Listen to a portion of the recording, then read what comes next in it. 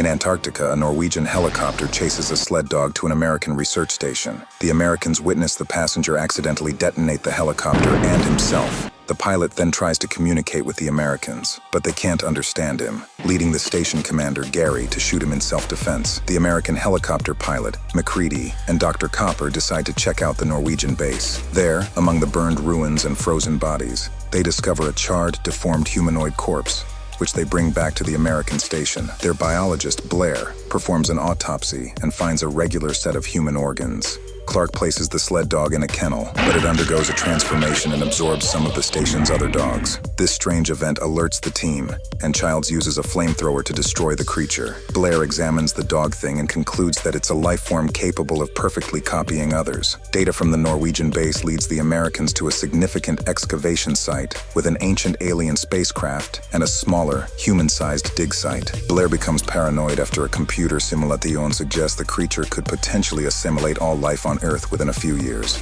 The group takes precautions to minimize the risk of assimilation. The deformed humanoid's remains absorb Bennings, but Windows stops the process and MacReady burns the transformed Bennings.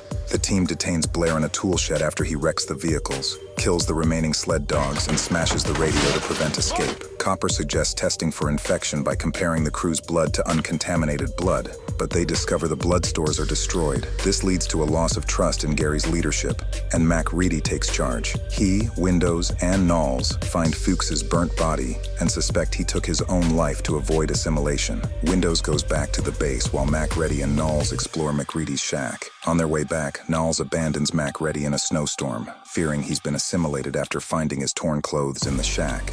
The team discusses whether to let MacReady inside, but he forces his way in with dynamite and keeps the group at bay. During this confrontation, Norris appears to have a heart attack. While Copper tries to resuscitate Norris, his chest changes into a big mouth and bites off Copper's arms, killing him. MacReady burns the Norris thing, but its head detaches and tries to escape before also being incinerated.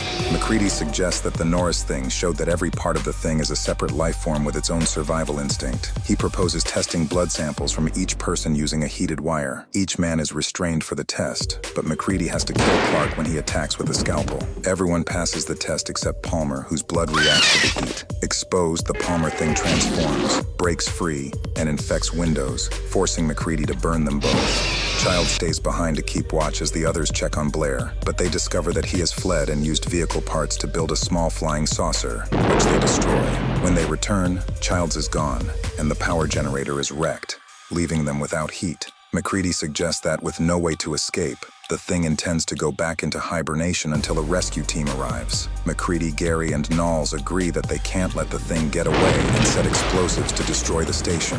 However, the Blair thing kills Gary, and Knowles vanishes. The Blair thing becomes a huge creature and damages the detonator, but MacReady triggers the explosives with dynamite, destroying the station. As MacReady sits by the smoldering remains, Childs returns claiming he got lost in the storm while chasing Blair. Exhausted and slowly freezing, they realize the pointlessness of their distrust and share a bottle of Scotch whiskey.